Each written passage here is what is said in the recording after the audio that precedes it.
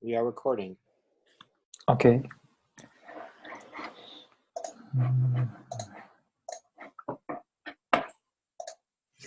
Okay. This is the Apache OpenWhisk community call on May 1st. And can you guys see my screen? Oops. Okay. Generally, we have some time to welcome new attendees. Is there anyone to self-introduce? Introduce yourself.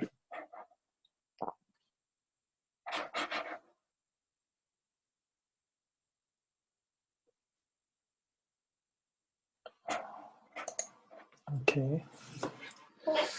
So this is the agenda for today, and I will share recent activities in dev list and some notable changes in our reports. And I didn't receive any agendas, so I will share my new scheduler proposal.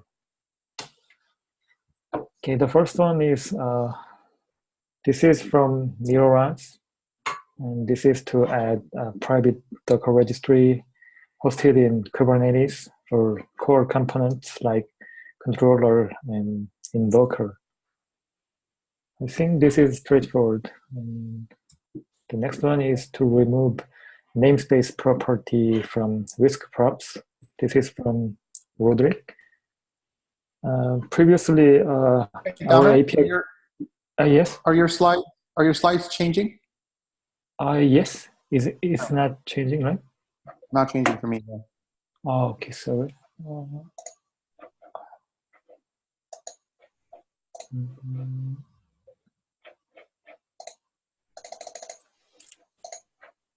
Okay.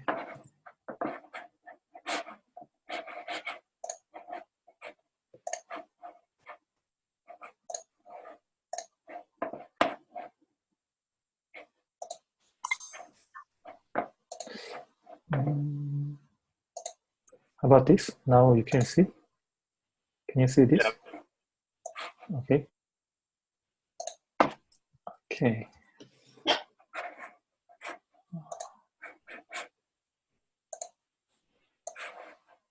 Okay.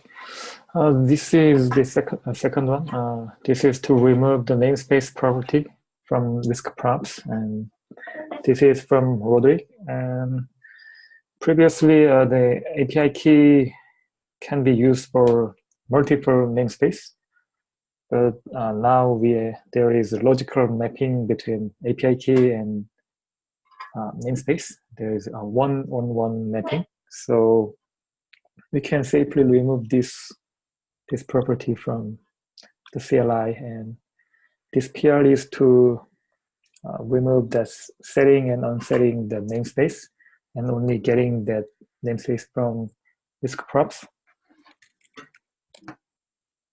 And okay.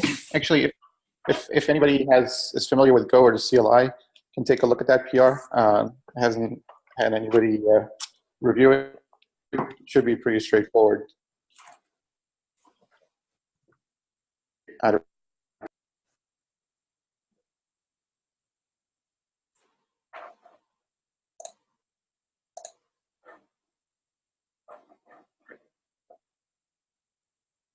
Any comments on this PR?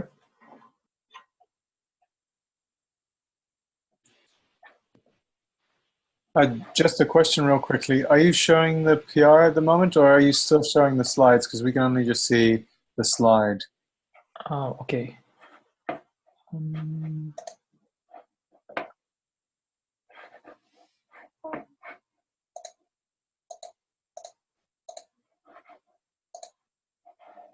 Can you see my screen? I'm opening that PR. No, we can. I think you're only sharing Keynote, not your screen. Okay. How about this? Yep. Yeah. Okay, this is that PR. Do you want to see the file chains? It mostly just removes code, and to preserve so when you do Whisk property get, it shows you the namespace, which for most cases actually was just an underscore. to preserve the behavior, if you do whisk property get and you list all the properties or just a namespace, it looks it up using your auth key. But otherwise, it just removes a bunch of code for setting and unsetting the namespace, which can cause confusion if you're switching between lots of whisk property files.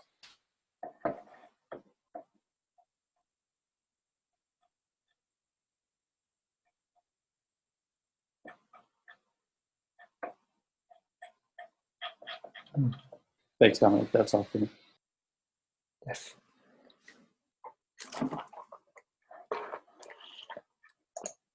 So any comment on this?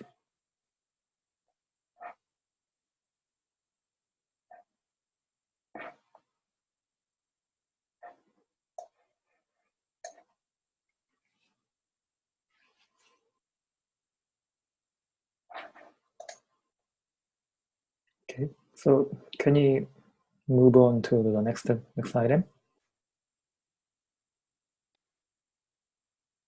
Yes, that was it for me. Thanks. Okay, I think this period is reasonable because we don't need to explicitly set or unset the namespace. Anyway, where's my slide? Okay, next one is this is to add binding annotation in package actions. I think this PR is opened a few weeks ago, but I brought this to the surface to get more people involved in the discussion.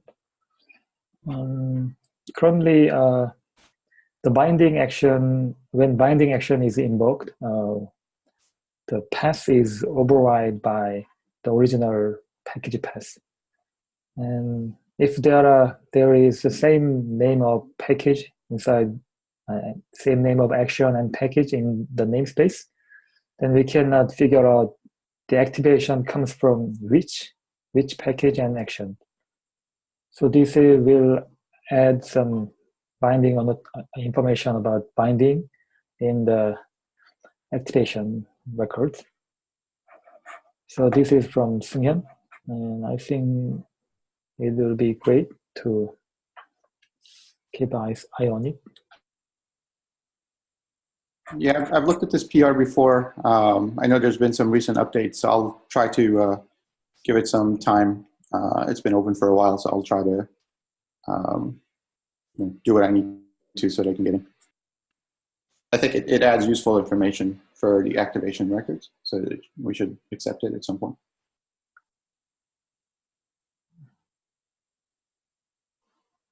Okay. The next one is to add Rust 1.34 runtime support, and either add the Rust runtime as a default in our runtime configuration. This is from Roberto, and actually this PR is still in progress, and there are many things to do in the checklist. There is a checklist in this PR, but I think it would be great to keep our eyes on this, so I brought it. Next one is from me. This is to update the Docker client version to 18.6. This is straightforward, but there are small issues. I could make my PR run on the Travis environment because I can configure all Travis environment, including Docker versions. But in our Jenkins CI, it uses static Docker version 17.5. So the Jenkins CI is not compatible with my chain. So actually we have two options. First one is to upgrade the Docker version in Jenkins CI machine. Clearly it will break other PRs. And the other option is add some logic to figure out which version of Docker is being used in the CI machines in my PR. But either add some boilerplate code, which is only required for the Jenkins CI. So I just want to listen to your feedback or comment on this. Yeah. Let me see if I understood. So if we just upgrade the Jenkins Docker after merging your PR, then we'll be okay? Yes, I think so. Okay, I'd be okay breaking Jenkins for a short period of time since it doesn't. Let's do that. Okay, cool. That seems like a good idea. Okay.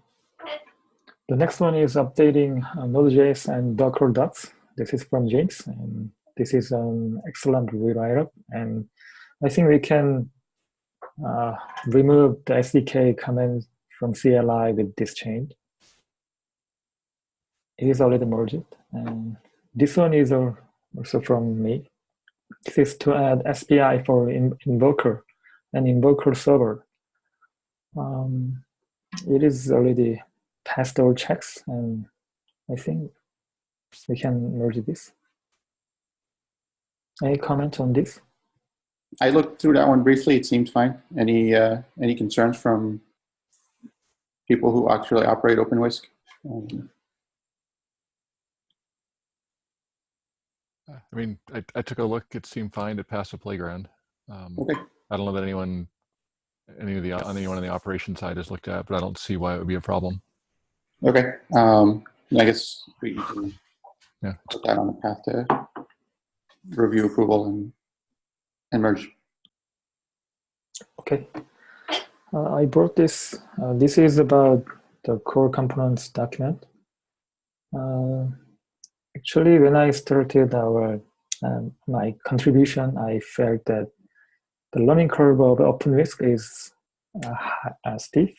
So I think this is also a big issue in OpenWhisk to get more people involved in the project. So I think if we write down some documents which describe the OpenWhisk internals, then it will make newcomers to easily get involved in the project. So this is the mailing thread, and if I remember correctly, yes.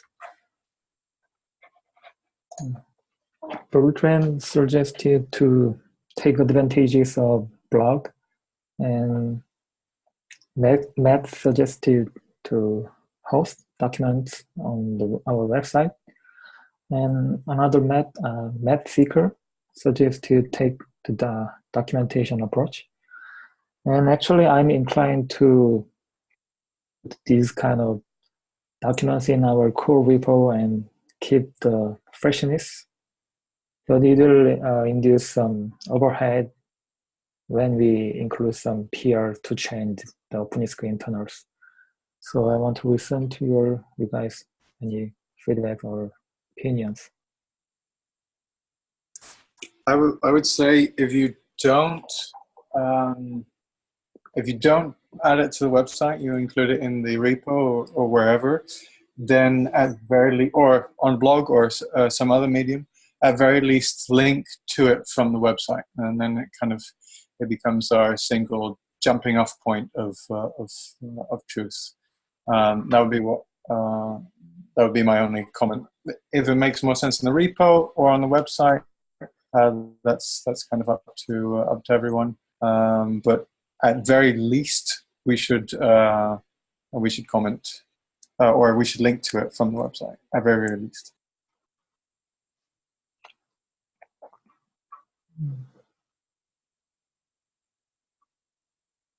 The reason why I'm inclined to include these documents in core repo is if we rely on the blog, then the documentation can be stale at some point. That's it. So, no, I mean, the philosophy behind the website is that it should be a great index and a great descriptor of the documentation, perhaps in the repo, enough so that people know that that they're going to the right place when they go from the website to a repo documentation page. Yes. So, I mean, if we include this document in core repo, I'm agree with that indexing website, but if we include this core repo, then whenever we update our internals, we need to update those documents as well. it can be some overhead. I'm Yeah, quite we concerned. have a lot more documents available than our index on the website, simply because they need some setup language. But we do have an architecture section in the top of the docs that would be ideal for linking. Like, go here for more details, find out how the internals work, or something like that. That would, as Justin said, just provide a quick description and a link.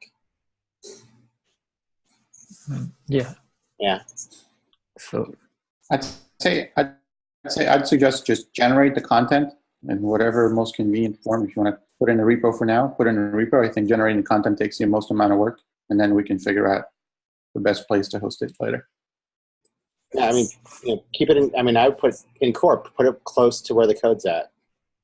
No problem with that. okay.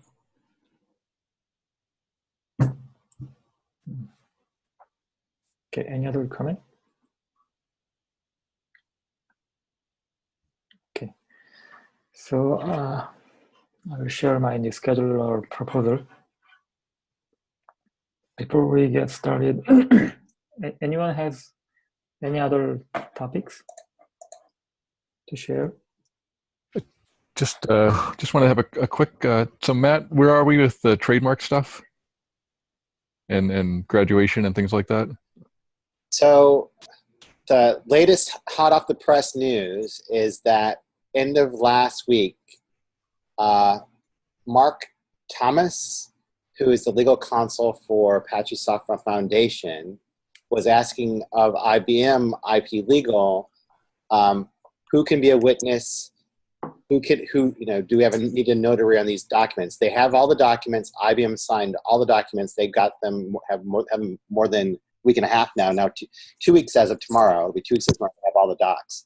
So it took them a week to ask, details of who can witness and stuff. So we sent them an email Tuesday telling them that anybody can witness. There's no legal requirement, and it has to be separate from notary. So we anticipate them signing, and as soon as they sign, I'm due to get all the scanned copies back, and I will post those then in the PMC's repository. So we're close, but I have to always act through legal counsel on our side. I don't have any direct interaction. Okay. All right. So maybe by the June board meeting, if we're lucky. Well, it sounds like he's been given the authority, and I also have indications from our attorney that he may have the authority to sign. So I'm hoping he signs it in between board meetings. Okay. All right. Thanks. Sorry. Go ahead, Dominic. I had Matt. I was curious. Okay. Okay. First of all, let me get something straight. Actually, this is not complete. It doesn't mean my proposal does not work or it has any critical issues. Instead, there are still many things to work on. After, hopefully I merge my PRs, and it has many things which can be controversials because it includes some breaking changes, and I reached some conclusion, but some of you guys may not agree with that. And the last one is I would not explain things which are already described in my previous proposals. And so here is the motivation. Currently, if we use multiple actions, then the performance is severely degraded. When I use one action, I got about 15,000 TPS. And if I use 100 actions, it shows only 90 TPS. It is about 160 times less. I already described these issues in my previous proposals. So if anyone has not yet read this, then you will find this useful. So let me share the meaning of scheduling in OpenWhisk first. As you know, there are 3 types of invocation. First one is cold start, and second one is preempt start. The last one is warm start. And cold start includes container creation and code initialization and code execution. And preempt start, there is no container creation, and for warm start, there is no code initialization as well. In turn, cold start takes about 300 milliseconds to 1.5 seconds, and warm start, it takes only 3 to 5 milliseconds.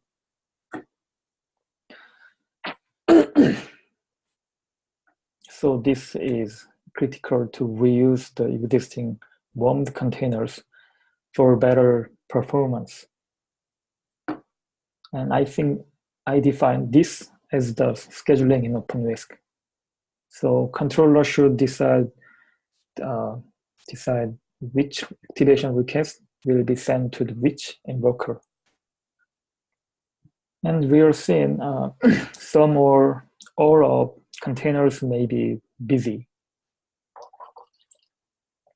And this is an excerpt from my in-house OpenWhisk. I executed one action and it took about 2 milliseconds. That means the status of resources can be changed every 2 milliseconds. So the status can be changed like this every 2 milliseconds. If we want to do some optimal scheduling, then we need to share this status to the controllers. And controllers should consider the decision made from other controllers. This is because some controllers can make the same decision for some actions, then the target containers can be bottlenecks. And all these procedures should be done in 2 milliseconds.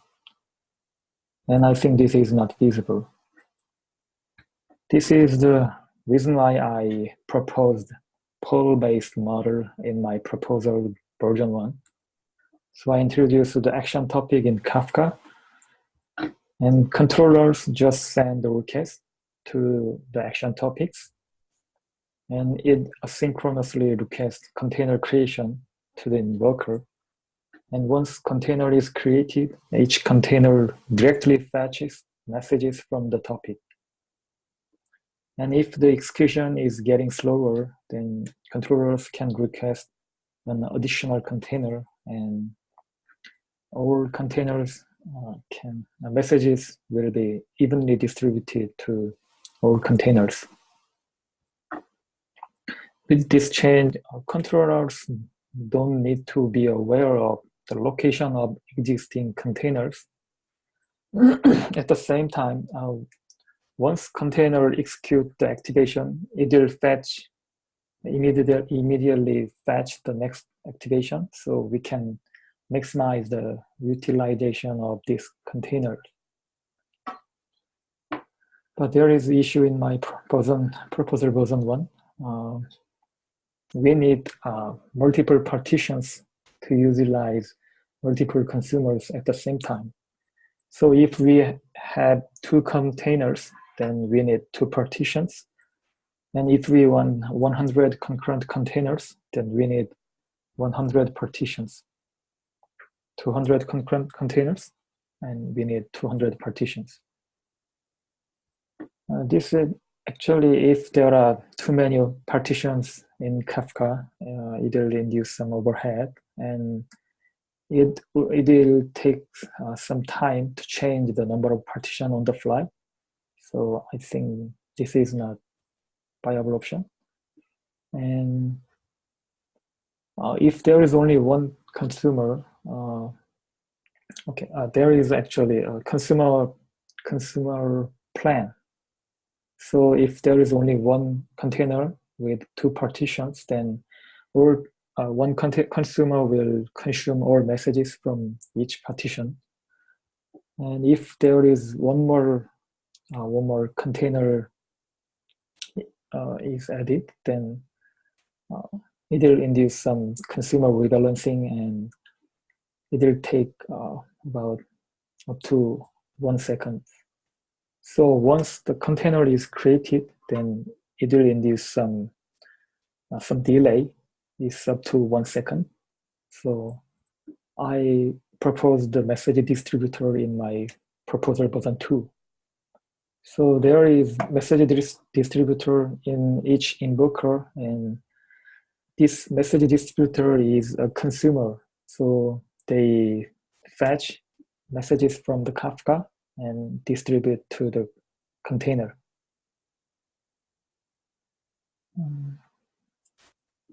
So now the number of partitions does not equals to the number of containers.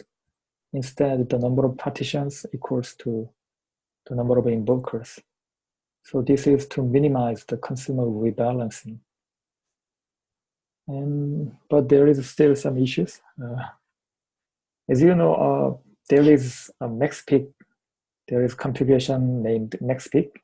This determines how many messages will be fetched at once. So currently we are using 40 as a default. That means if there is only one container, still the message distributor will fetch 40 messages at once.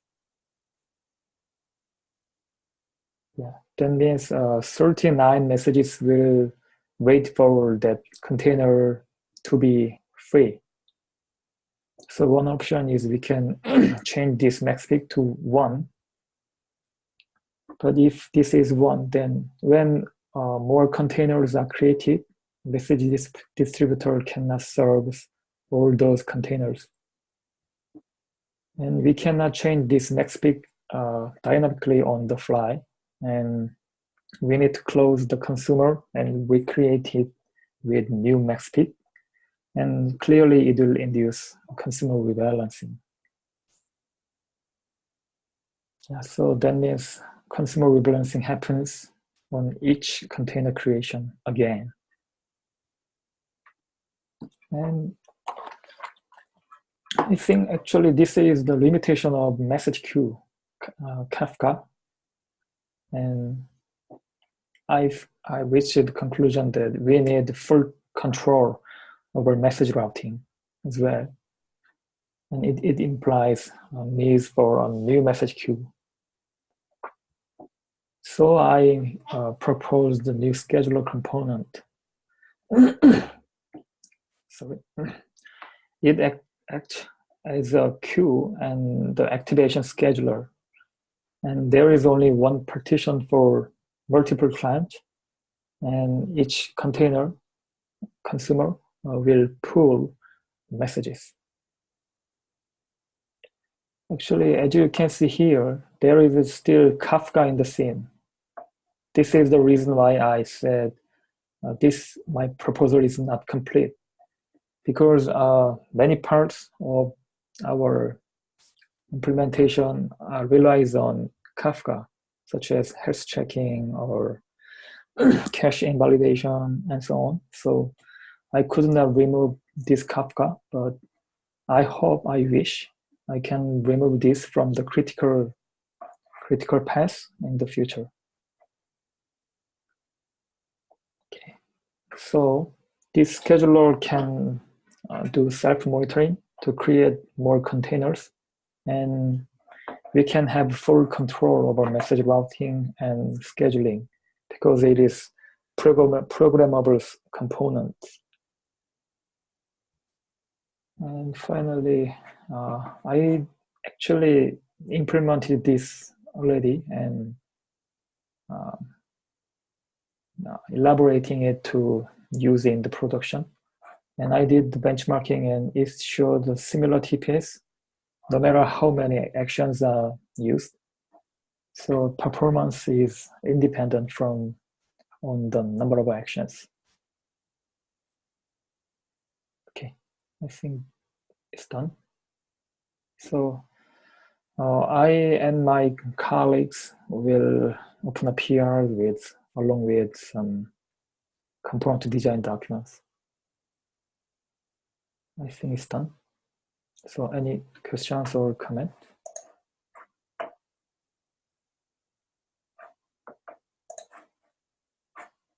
This was very helpful. Thanks, Dominic. So you've implemented most of this. Is that true? Yes, actually, but we didn't apply it in our production system yet. Do you have concerns about applying it there, or is it just a matter of phase ordering? One of the things I'm after is if you actually have data from actual production or something that shows. Actually, I saw some benchmarking and it was stable, but I'm planning to run this new implementation on a large scale environment, such as 200 or 300 of invokers. Actually, I'm persuading our infra team to use such a large scale environment, but I'm not quite sure I can make it. But once I think I can prove it is working well in the large scale system as well, then I think it is production ready, I think. We are fixing small bugs or some small issues, but there is no big issues in the system. So I think we here can contribute this to the community. That's helpful. Thanks. I think in terms of introducing any of these changes to the OpenWhisk repo, I think we have to stage things in a way where nothing can break, right? We have to preserve backwards compatibility and make this an SPI that people can plug in and turn on if they like. Yes. Actually, most of the components are based on the SPI, existing SPI, and the only thing I required was the invoker SPI. So I already opened the PR for that.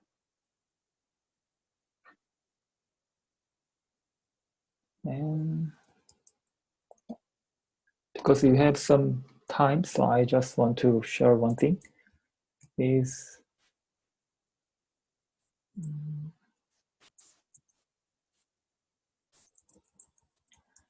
actually with this pool-based model, the notion of resource is changed like this.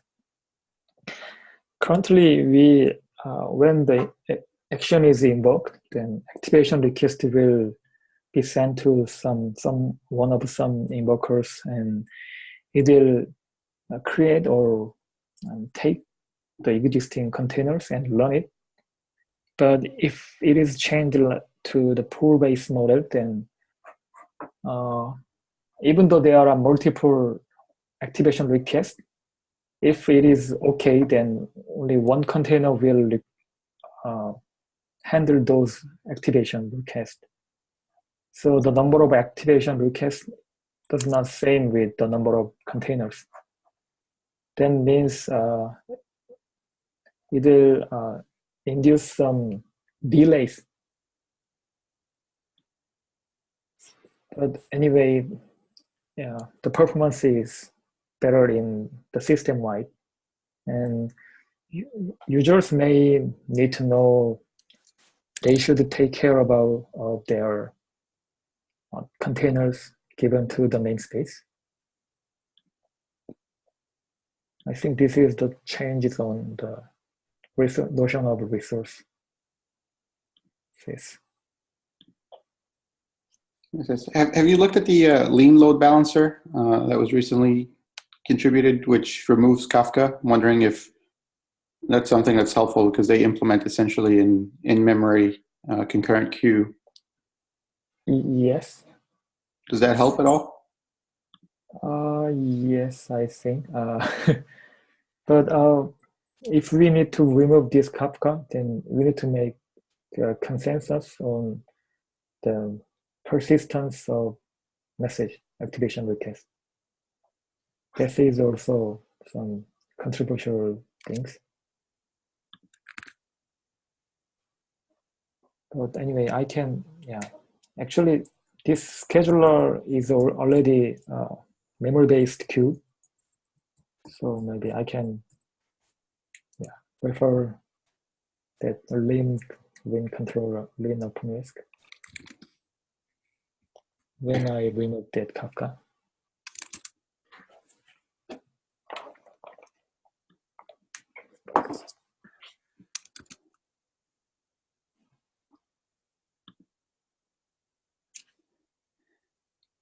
Okay, done.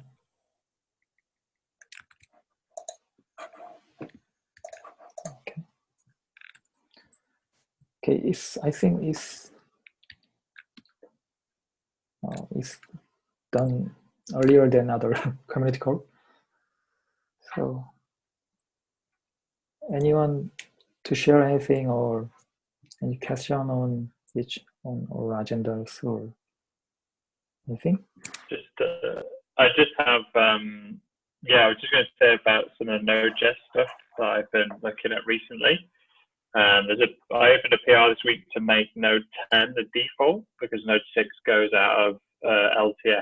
I think it's out of LTS maybe today or something. And I think we were just waiting for some changes to the project to fix some bugs with some of the components running on Node 10 failed. So there's a PR that's kind of blocking. Once that's merged, then we can merge that stuff as well. And kind of flip that bit based on the main list discussion. And then I'm about to send a PR to add Node 12 to the system. That was released earlier this month, and get Node 12 in that. I've kind of rewritten some of the docs for the action, the runtime repo as well. So yes, this is some of the kind of stuff I've been doing. The Node 12 PR should drop before the end of today.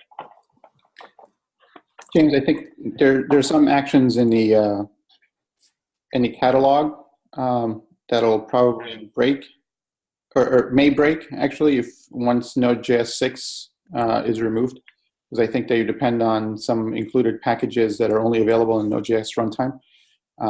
These are like some of the Watson samples. Have you looked at those? Do you have a plan? So I wasn't planning on removing Node 6 at the moment. I just left it there as a non-default. So yeah, that's an interesting question about whether we would actually remove Node 6 entirely. But the current stuff I've done has just been to make it not the default, but it's still there. So I guess in the short term, hopefully that won't break that stuff. But there is a discussion longer term as should we still even be shipping it at this point.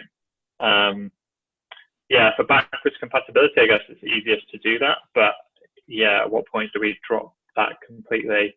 So maybe that's something to think about in future. Yep. Okay. Makes sense. I have one question.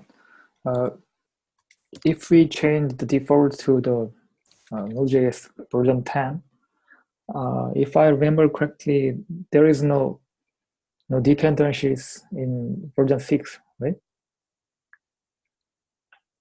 Sorry, what was it? In Node 6, there's no... I just missed the end of the question. Sorry, Dominic. Okay. In Node.js 6, there are many dependencies in the runtime images, but in version 10, there are no such abundant of dependencies. So if we just change the default to the void 10 and just remove that void 6, then it can break some actions in downstream or something. I remember that there was some discussion about we will add some default dependencies in V10 or V8. But I think... Yeah. Do we have any plan to add some default dependencies in V10 or V8? Yeah, that is a yes. I guess because we don't ship any dependencies in V10 as V8, and going forward, that if people are reliant on that, then that will be that could be a break. I think we decided to stop shipping dependencies because it became very difficult to update anything. Right, when we baked in versions, like how we dealt with maintaining them when security fixes came out. Node.js package is kind of difficult as a platform to then when we include them in the default runtime, what do we do if there's a security problem, right? Do we, upgrade the version and then break everyone? And it just was, I think, found, and Carlos can kind of give you the heritage, I think, on this, but I think it was found that it was just easier not to include any default packages, and people can manage that themselves, and made it easier for us. However, yes, that will break potentially some people. I guess for those who are running OpenWhisk themselves, they can always control the runtimes manifest, and they can just update the runtimes manifest, right? So it's going to be down to the platform providers and users to kind of manage that. And we should probably do a blog post or something and try and highlight this. But yeah, that could potentially break people. I don't think we are going to go back to providing default packages in the runtimes as a way to mitigate this, because of the issues that came up historically with maintaining them. So yeah, that's a good point. But unless anyone has a different opinion, I think we'll probably just continue as is. And hopefully in the future, since we don't provide any packages, once Node 6 kind of goes away completely and people stop using it, then we won't have this problem anymore, and we'll make it easier to ship new Node versions. Okay. I think I saw one PR or issues to add Python AI runtimes, and I felt that how about providing multiple versions of same runtimes, such as there are default clean V10 Node.js runtimes, and there are some other runtime. I mean Node.js V10 runtime with default dependencies, and some runtimes can include some dependencies for AI actions. Like that, we can have multiple version of same version of Node.js runtimes. Then maybe users can choose one of them, even though they use the V10 or V8. Then they can easily extend their actions from the default clean runtime. And some users don't want to rely on the custom Docker action or gping action. They can just use the default V10 runtime with dependencies. I think this can be one option. What do you think? That is an option. That is an option. I mean, it'd be good to get. I mean, we could start a discussion on the main list about this. It'd be good to get other people's feedback. My personal view is that, yeah, providing, like, outside of very specific use cases like AI, because getting the Python runtime set up for OpenWhisk with TensorFlow stuff is pretty challenging. So with Node, it's pretty easy to add extra packages, because you can either just zip them up, or yeah, that it's very, very easy. Like, once you try and do the AI stuff with Python, as I've found due to my experience, like, it's just not so easy. There's lots of dependencies and things like that. So I can see for Python, I think Dragos did this, right? I can see for Python and maybe even JavaScript, there is some value in having like an AI image, because it's like trying to get TensorFlow installed and is a nightmare. It's just very difficult. There's lots of challenges to overcome. I think my personal view would be with Node.js, most of the modules are easy enough to use. You just include them as zip. You don't need extra native dependencies that really, like, yeah, I think it causes a lot of challenges of maintenance to those packages, and it's easier for developers. Yeah, I mean, I think if Carlos was here, probably tell you, I think the reason they took it out is because, yes, people rely on those packages and those versions implicitly, and it becomes very difficult to ever upgrade the versions without breaking people. How do you notify someone? So I can see your point, and maybe we can ask on the main list. My view on this would be that there's some value for very specific runtimes, like maybe Python AI or JavaScript AI, which is just very challenging to set up to allow people. But generally, for simple packages for most languages like Python or Ruby or Node, where the alternative is they just need to include it in the zip file, I think we should be pushing people down that route rather than trying to us maintain lots of package versions. Actually, in my customers, for my customers, most of them are just use the default runtime. They are not using zipping or custom door collections, and they last time I changed the default version of Node.js to V8 in my in-house versions, and many customers ask for some default dependencies which was in the Node.js 6. So actually, if users create custom door collections and they cannot take advantages of the pre-warmed containers, and also a zipping action will induce some cold start latency or some more overhead. So I think many users will just want to use the default runtime with some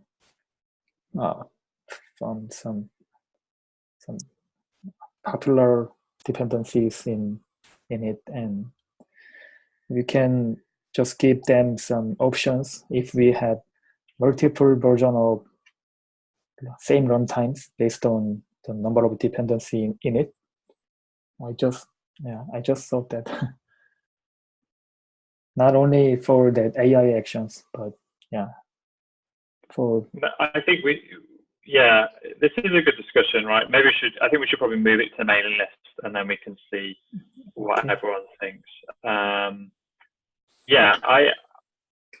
I could see there is some value in maintaining slightly more broader runtimes. I'm just wary of the maintenance of keeping, especially JavaScript packages, keeping them up to date and managing users of that. And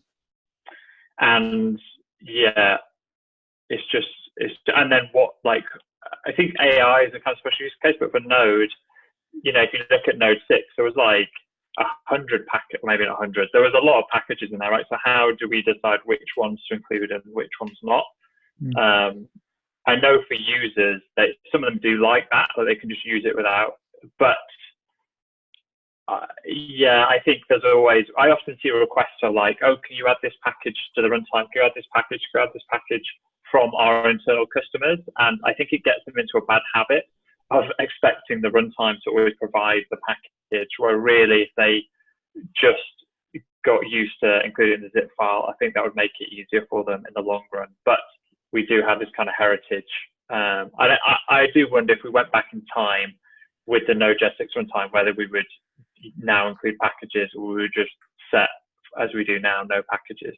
I don't think other service platforms do this, but we should probably open a discussion on the main list and see what other people think. I know Carlos has some more information on why this change was made. Yeah, we definitely need to have an outside discussion. I'll just say a couple things. Looking at Java, it's, there are some languages that are creating profiles like Liberty or even microprofile or whatever.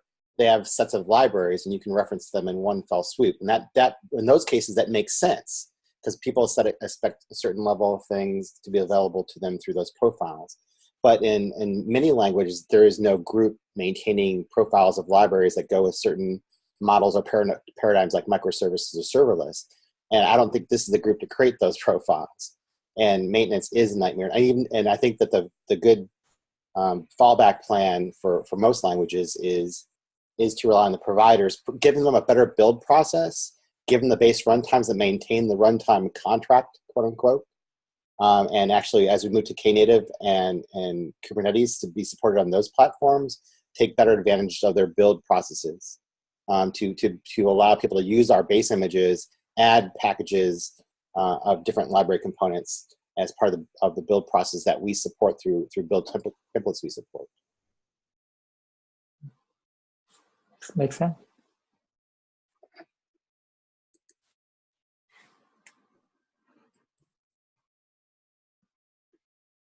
Who's the next victim? Don't say that, man. No one's going to volunteer now. Next winner. The winner. T-shirts and hats. Virtual T-shirts. Oh, I have to send a I T-shirt. think you volunteered yourself, man. Oh, did I get the T-shirts or cups? I'll volunteer. I'll volunteer to do it. So I'm scanning the list, and everyone probably has done it recently. I'll reach out to you on Slack and figure out how to send you a T-shirt and a mug. Thanks, Dominic. Thank you. Thanks, Dom. Okay, so Yeah, Dom, if just send me. Make sure you post the slides someplace and send me a link to wherever you post them, so I can put it. okay, I will share it. And Cool. yeah. Okay. All right. Thanks, Dom. Thanks, Dom. See everyone next time. Thank you. Okay. Bye.